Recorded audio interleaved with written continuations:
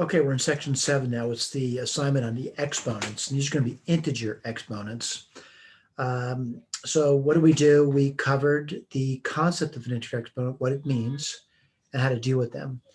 We did emphasize there's a rule-based system, and for students that want to use rules, that's fine. Right, I'm going to say the 3 rules you really need to concentrate on in this section of the notes are these things over here that are in boxes. That's x to the minus n. The other one is, if you have x to the minus n in the bottom, yada, yada, yada. We did these things, and we did a bunch of examples. But I concentrate on those 3 boxes here.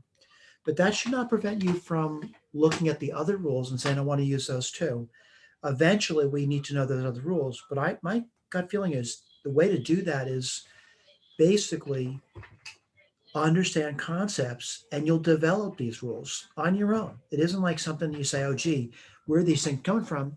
People think about these things and they develop these rules, but they're nice rules to have. But the bottom line is negative exponents can be quite problematic for you. All right. We try to rewrite them so they're not negative exponents. All right. We talk about a little bit of scientific notation. Again, my opinion at Essex, I've never really seen them test you on the scientific notation. But we'll go through examples using that. Right. So we did some examples in class. The examples that we did in class were basically exponent problems, integer exponent problems. There were negative powers. We worked through those. Hopefully you paid attention to that and you could follow it. More importantly, that you studied that material and now you feel comfortable after studying the material that we presented to you, that you're comfortable in doing the homework. That means on your own at home. And I'm going to go through that with you. I'm going to switch to the whiteboard. It should be a relatively quick homework. And most of these homeworks are short for a reason. We're trying to keep your attention by not overloading you with a bunch of things here. So give me 1 second. And let me load my whiteboard.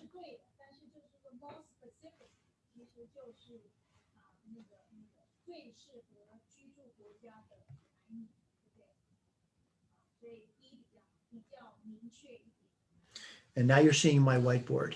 Now, of course, I'm looking at the notes, of course, and I hope you're looking at the notes. And you've got not only do you have the notes out, but you have your notebook out with the work in it, and you're simply comparing what I'm doing with what you've done with these problems over here. So number 1, and again, we're in section 7, and we're doing the homework. The expectation is you study what we presented to you. In other words, you paid attention during lecture and made sense out of it. You reviewed the problems that were given to you, and now you're working on homework, right? And hopefully they got through the homework. So number 1, I'll kind of write it down for you, but I wouldn't necessarily write the problem down. I would just do the problem, but I'll write it down for you. 27, the letters are x cubed, and you get y5 on top, and on bottom you get x4, and you get y6. So I'm going to do reduction. I want to point out everything's a factor. Everything's a factor. So basically just a reduction. And what I mean by that is you're kind of looking at it and you're saying, I wonder how I could get that to be reduced. Well, looking at the minus 18 and 27, I would say they both are divisible by 9. So what do you have? You would get minus 2 thirds. I divided both top number minus 18 and the bottom factor 27 by 9. And now I'm looking at the x cubed y4. There's 3 factors on top, 4 factors on bottom. 3 factors would cancel off. I'd be left with 1 factor of x in the bottom. Now what do I see? 5 factors of the y on top, 6 factors of the y on bottom, 5 factors cancel off. I'm left with 1 factor of y on bottom. Okay? Look at the answer. Are you seeing that? And you are. Now they might write it a little bit different. I'll point out what they did. They wrote it as minus 2 over 3xy. That's also acceptable. All right, let's go to number 2. Should be a relatively simple question. What do I see? Minus 3, x squared y, quantity squared. Then I get 2, x cubed, y squared cubed. Well, I'm going to do the first guy. I'll put on what I mean by I'm doing this. And what do I get there? Well, if you square that, minus 3 times minus 3 is 9. X squared, if it's down twice, would be x squared would be x4. Y would be down twice, which means y squared. That's done. Now I'm going to do this guy. And what do you get there? It's a cubing problem, right? So what's 2 cubed? 2 times 2 is 4, times 2 is 8. Relatively simple. Now, x cubed is down 3 times, so it's 3, 3, 3. Well, that's going to be, 3 and 3 is 6, plus another 3 is 9. And the y squared is down 3 times, that's 2, 2, 2, which 2 plus 2 plus 2 is 6. All right? Now, what I'm going to do is do an association, a commutation. I'm going to commute the 9 and 8 together. They certainly belong together, and they would give me what? 72. x4 and x9 belong together is 4 followed by 9 factors of x, which would be 13 factors of x. And y squared with y6, there's 2 plus 6 factors, which would be y8 factors, okay? Okay, look at the key, make sure you're staring at it, and if you're not, there's something wrong. I am staring at it, 72x13 y8. I'm gonna push this up, and I'll go to problem number 3 now. And what's number 3? Number 3's got negative exponents in it. And there's a bunch of them. There's one on the outside, and there's some on the inside.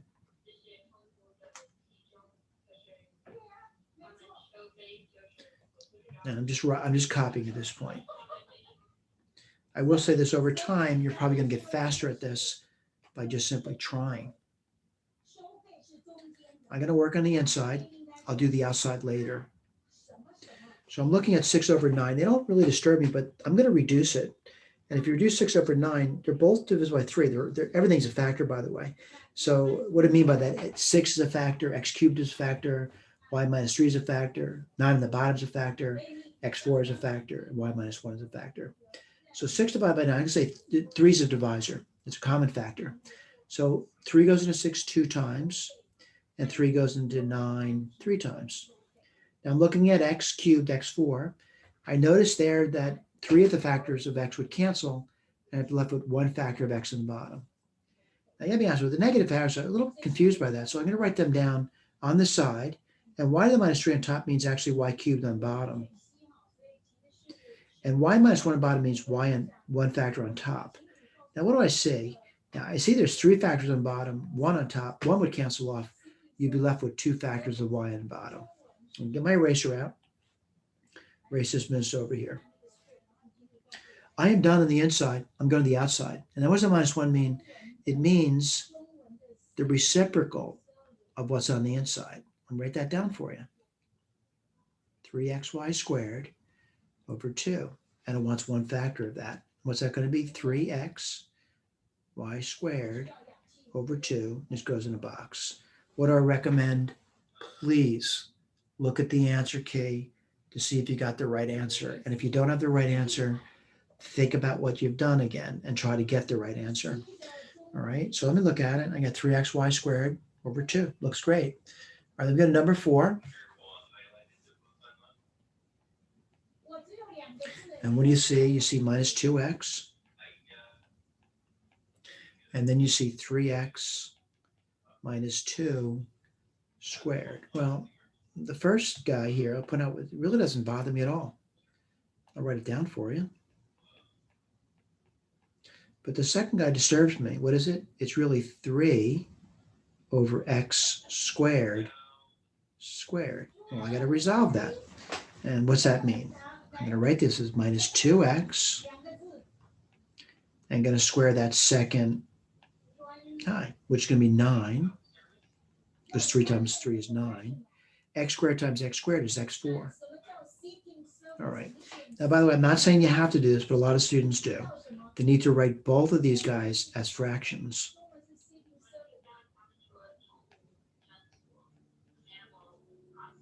Let's do the number.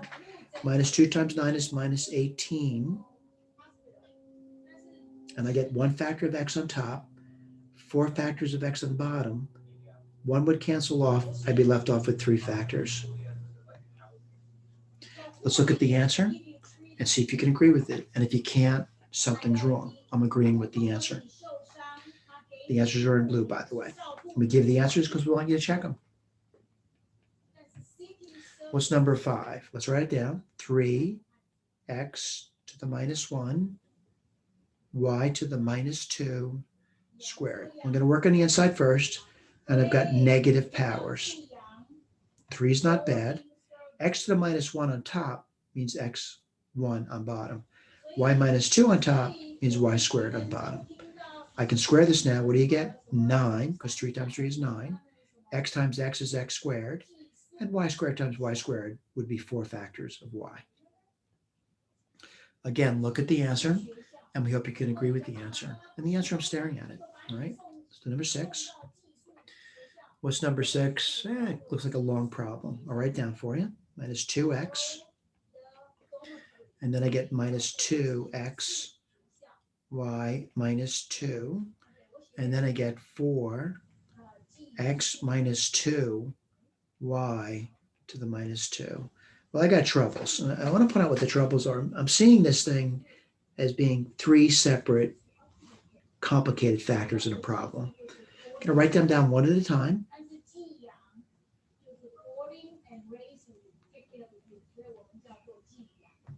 That's the first factor, which is just simply minus 2x. Someone said, why'd you put it over 1? I think I'm going to start seeing fractions over here. Minus 2x over y squared. All right, this last guy's going to be a killer. There's 2 negative powers. I'll do the inside first. That's 4y over x squared. Let's keep going. As I do it, I'm going to do some work as I move left to right. I'm going to do this first. And what would that give me? 4, because minus 2 times minus 2 is 4. X times x is x squared. And 1 times y squared is y squared. And now I'm going to do this guy. And what's that going to be? Let's write down. Reciprocal x squared 4y squared. Let's keep going. Now push this up. Again, if you're faster at this, that's great. And we're not asking you to be slow. What's x squared squared? x4. What's 4 squared? 16. What's y squared? Y squared. I'm going to do some reductions now. And what do I notice? 4 goes into 4 once, goes into 16 4 times. I'll write that down for you. Let me do my x's now. I like to go in alphabetical order. What do I see? X squared, x4, which is x6. What do I see in bottom? Y squared times y squared, y4. Look at the answer key. What do you see? X6, 4, y4. Looking good. Let's go to number 7.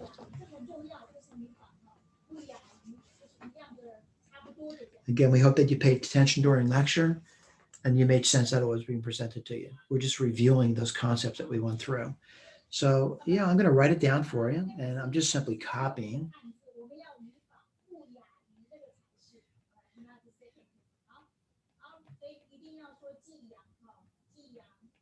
The problem with copying, you can always copy wrong. So I'm going to work on one thing at a time. I'm going to work on this. And what does that give me?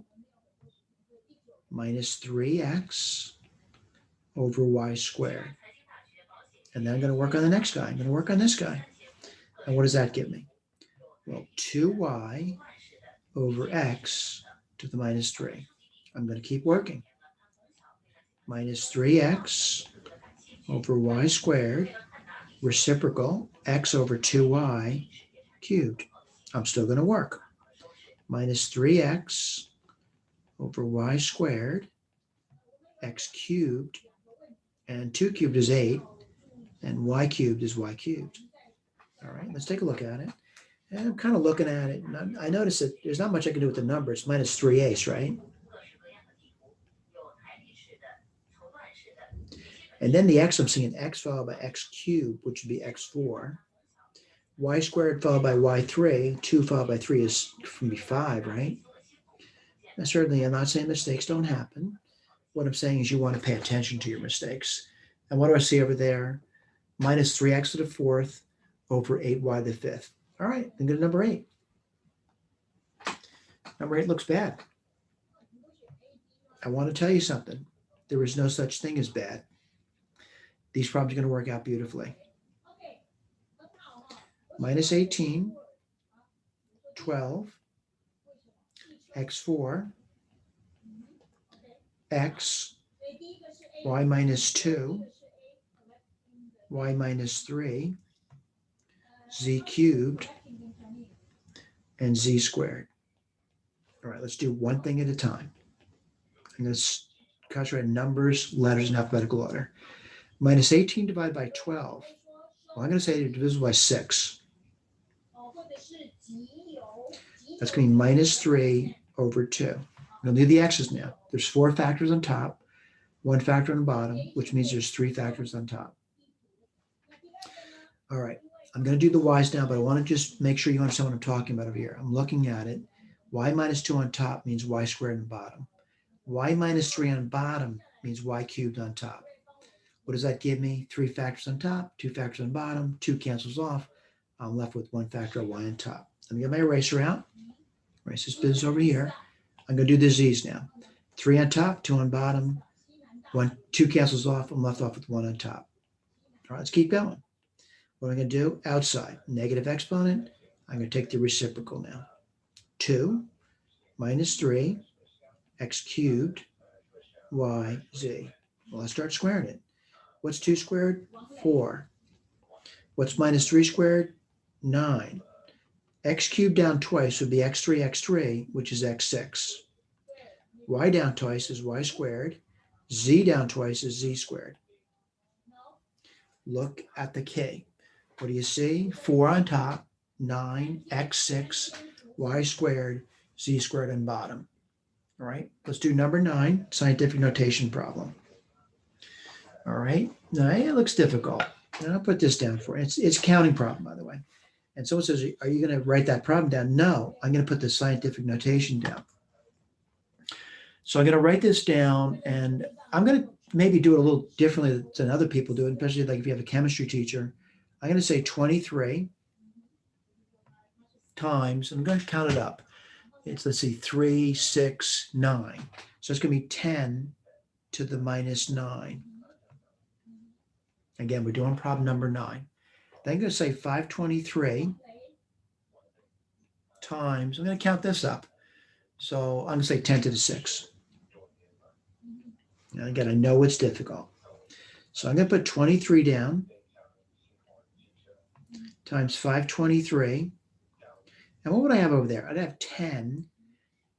Basically, it's minus 9, 10 to the 6. I'm getting a little better at exponents now. So it's going to be 10 to the minus 3. All right, I still have a problem. Someone says, I wonder what your problem is. I still have to do some multiplications here. I need to do that. I'm going to put it on the side for you. And I'll put 523. Yes, you're allowed to use calculators, but I want to point out, you really should learn how to do arithmetic. 3 times 3 is 9. 3 times 2 is 6. 3 times 5 is 15.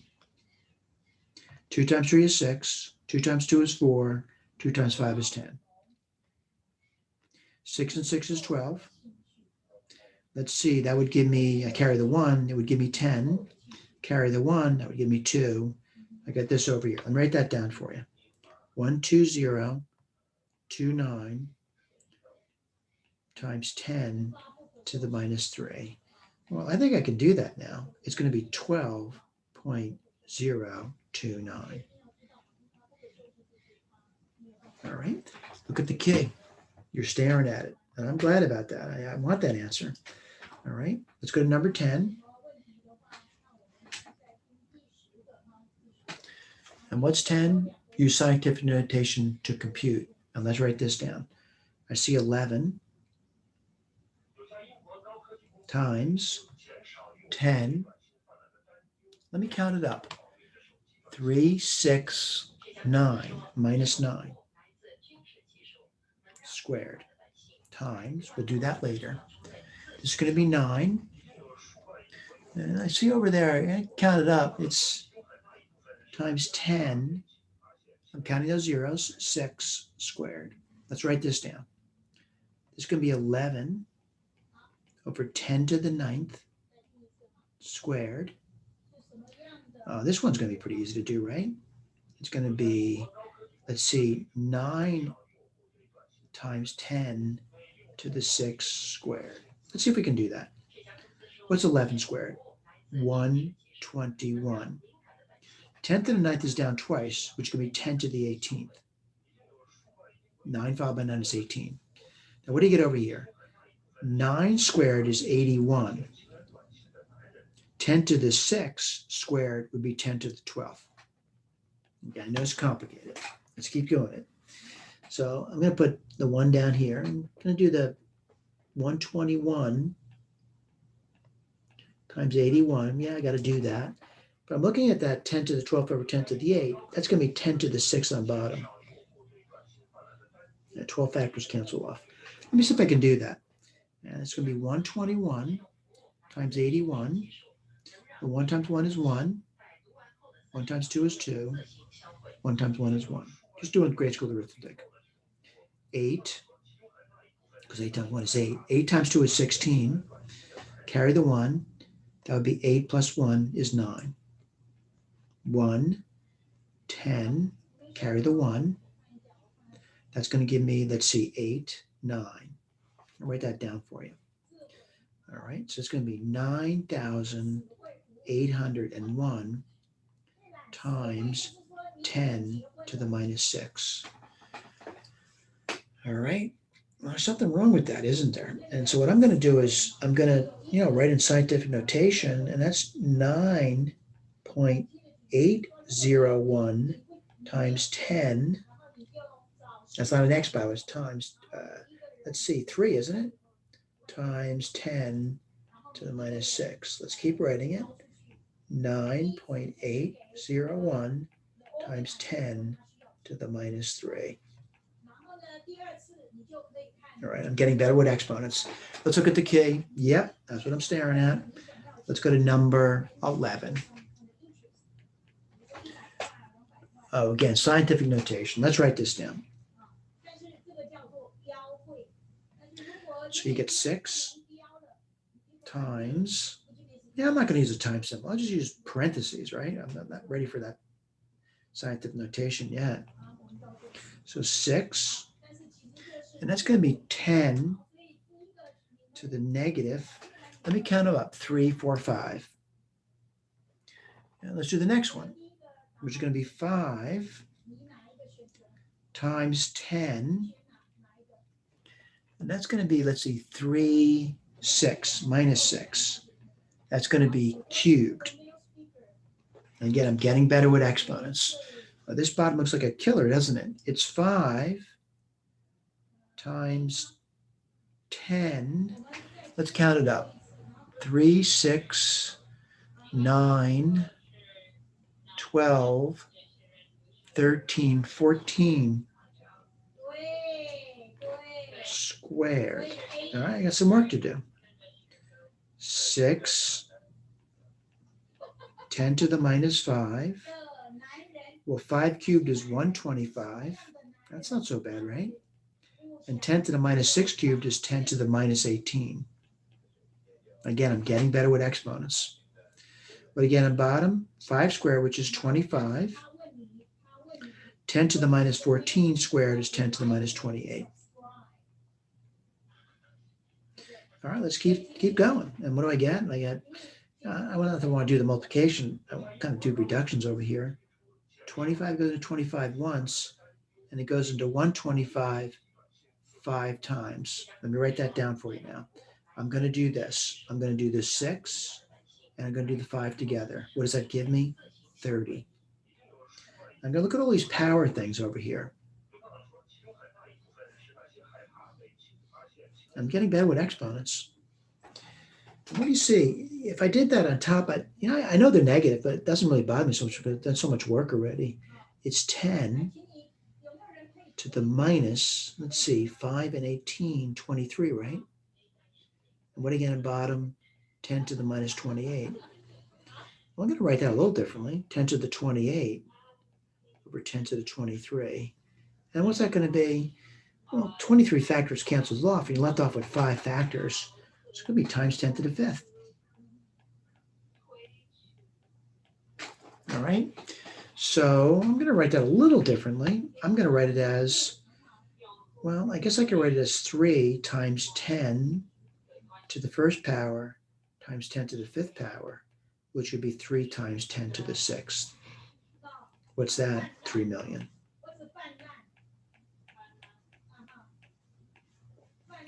All right, let's look at the answer key. What do we got over there? Well, we got it right. Not bad. Let's go to number 12, which will be the last one. And what's that? It says there are approximately 6.01 times 10 to the 23 atoms in 1 gram of hydrogen. So these are atoms in 1 gram. And this is for hydrogen. Calculate the approximate mass in grams, all right, of 1 hydrogen atom. That doesn't look bad. Let me write that down for you. And I'm going to say we want to know what atom's worth of hydrogen, right? So 1 atom,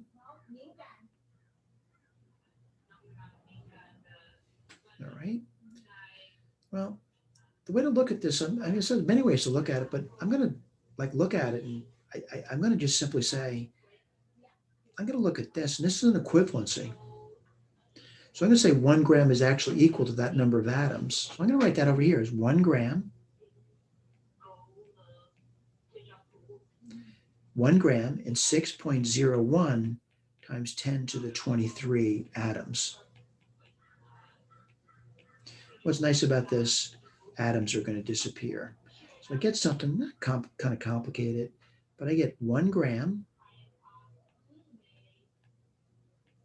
over 6.01 times 10 to the 23. All right, I'm going to talk about using a calculator now. And someone says, why would you do that? I think it's a good idea, all right, to learn how to use a calculator. All right, so if I use a calculator, I'm going to say it's going to be approximate. So on my calculator, what I'm doing, I'm going to do 1 divide by 6.01 divide by 10 to the 23rd power. And that would look like this over here in a calculator. Okay, I'm getting my calculator. I'm actually picking it up. You might say, why don't you do it by hand? I want to see if I can do it in my calculator. 1 divide by 6.01 divide by 10 to the 23. All right. I'm going to tell you what my calculator is spitting back to me. It might sound a little hard for me to see this. It's approximately 1.66 times 10. My calculator doesn't say times 10. It's got the letter E in it. I want to point out when I see the letter E in my calculator, what does it mean? 10 raised to a power. And what's the power they're putting down? Minus 24. I'm using a handheld calculator, one of those dinosaurs. Let's look at our answer key. I'm staring at it. All right, I'm going to briefly talk about Sage. All right, I just want to make sure you know what I'm going to switch screens again on you.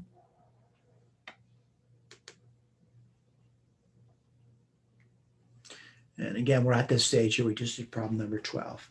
I'm going to go to the Sage thing. And again, we're not going to test you on it.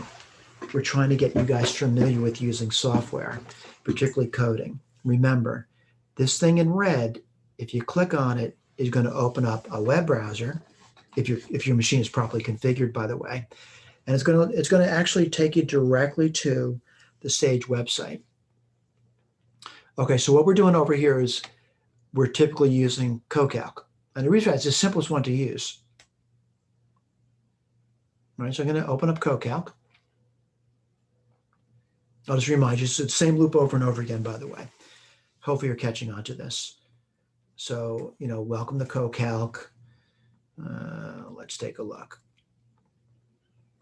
And I think you remember me. I'd like to start a new clean sheet of paper for these problems over here. So I'm just going to click on New. I want a Sage worksheet. We're learning Sage. There's other things to learn if you want, but right now we're just going to concentrate on Sage. And I want to start typing in the commands. Reset. What does reset do? It basically clears out any memory. Now remember, for me to execute command on the web-based application, I must hit Shift That's a shift key and the return key. Now I want to put out that little green thing over there and going to flash it at me and say it's working. It's resetting. Then I'm going to do X comma Y. I'm defining a variable. That's var. It's short for variable. Variable X, comma, variable Y. There's two variables now. All right. And I want to do a computation. Now I'm a little tired, so I'm going to take this. I'm going to copy.